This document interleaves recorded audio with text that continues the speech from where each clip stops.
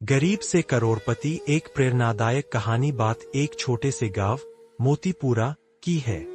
वहां एक गरीब लड़का रहता था, नाम था राजू। उसके पिता एक मामूली किसान थे और मां घरों में काम करती थी।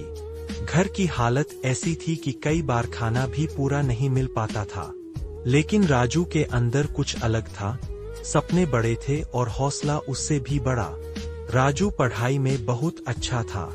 वह स्कूल के बाद खेतों में काम करता, माँ की मदद करता और फिर रात को दिए की रोशनी में पढ़ाई करता। गांव के लोग उसका मजाक उड़ाते, कहते, अरे राजू, किताबों से कोई पेट नहीं भरता। लेकिन राजू बस मुस्कुराता और कहता, एक दिन यही किताबें मेरी दुनिया बदलेंगी। कई सालों तक संघर्ष करने के बाद राजू ने सरकारी स्कॉलरशिप पास की और शहर के एक इंजीनियरिंग कॉलेज में दाखिला पाया।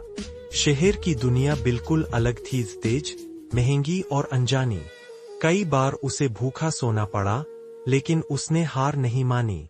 कॉलेज के बाद एक बड़ी कंपनी में नौकरी मिली, लेकिन राजू के सपने नौकरी से भी बड़े थे। राजू ने कुछ पैसे बचाकर एक छोटा स्टार्टअप शुरू किया, मोबाइल रिपेयरिंग का।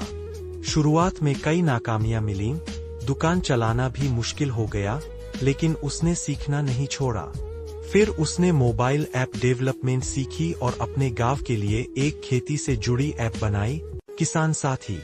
यह ऐप किसानों को मौसम की जानकारी, बीजों की कीमतें और सरकारी योजनाओं की सूचना देने लगी।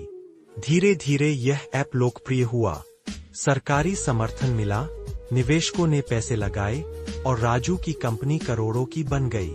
अब वह न सिर्फ करोड़पति था, बल्कि हजारों लोगों को रोजगार भी दे रहा था। एक दिन जब राजू अपने गांव लौटा, तो वही लोग जिन्होंने उसका मजाक उड़ाया था, आज उसे गर्व से देखते थे। राजू ने गांव में एक स्कूल और एक डिजिटल लाइब्रेरी बनवाई, ताकि और भी गरीब बच्चे अपने सपने पूरे कर सकें।